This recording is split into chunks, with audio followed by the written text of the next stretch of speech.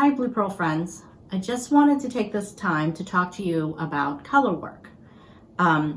In color work patterns, you often see at least two colors, a main color and a contrast color. And the main color is often the color that has the most yardage, and the contrast color has less yardage. And this is because your main color is often the background color of what you're working, so it requires more yardage to cover that ground. And the contrast color has less yardage because it's the color that they want to show to pop up throughout the piece.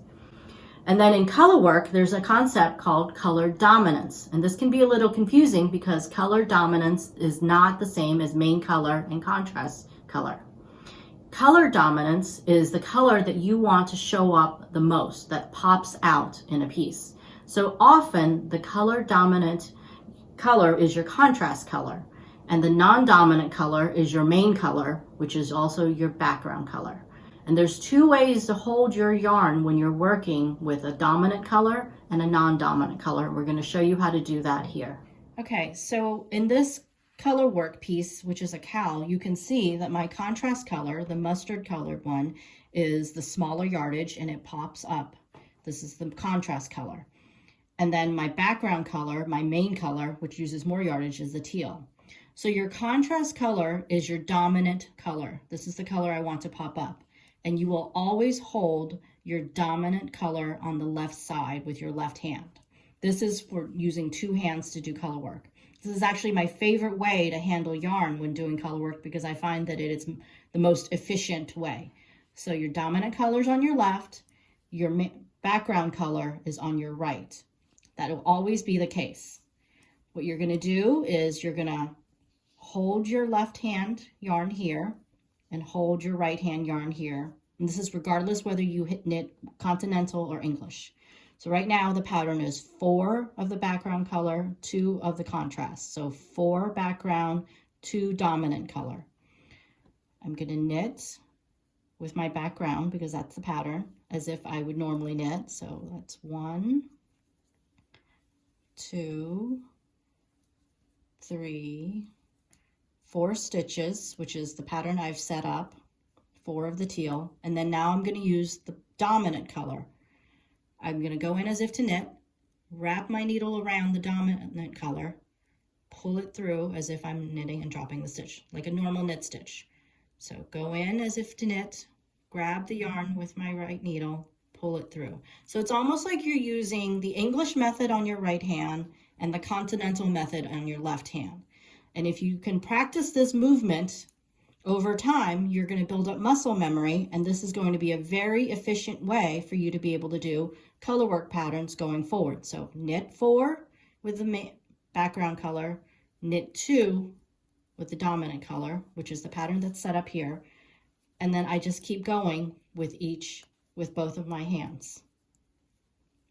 3, 4. You see how I'm holding the needles and the yarn. 1, 2. And once you get enough muscle memory built up, you'll have a momentum and you'll be able to just keep going with 2 hands all the way around. Okay, so the other way to handle color work is to keep both yarns on the right side. And this works well for people who do English knitting or who throw their yarn. So in this pattern, we have 4 stitches of the background color, which is your main color, and 2 stitches of your dominant color, which is the contrast color. We're going to start with the background, the main color, which is the background, and knit 4. 1, 2, 3, 4. And then you're going to use your dominant color, which is this color that we're popping with, the contrast color.